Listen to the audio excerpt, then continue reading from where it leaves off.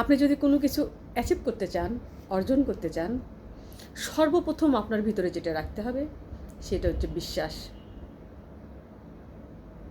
এই বিশ্বাস এবং আত্মবিশ্বাসটা আপনার একদম মনের গহীনে একবারে গেঁথে রাখতে হবে, এবং ওই বিশ্বাস থেকে আপনার মাঝে কর্মপ্রেরণার উৎস হবে। আপনার কর্মপ্রেরণার উৎসটা কিন্তু ওই বিশ্বাসই যোগাবে। যদি আপনার মধ্যে লক্ষ্যটাও অটুট থাকে এবং সে লক্ষ্য অনুযায়ী যদি বিশ্বাস থাকে, এবং এই বিশ্বাস থাকতে হবে যে হ্যাঁ আমি পারবই ইনশাল্লাহ, এটাই আপনাকে লক্ষ্যে পৌঁছাইতে সাহায্য করবে। এর অর্থ আপনার মনে দৃঢ়তা গভীরভাবে রয়ে গেল এবং আপনি মনে প্রাণে বিশ্বাস করলেন। এই বিশ্বাসটা আপনার চালিকা শক্তি হিসেবে আপনার সামনের দিকে ধাবিত করবে এবং এটা আপনার প্রাণ শক্তিতে রূপান্তরিত করবে।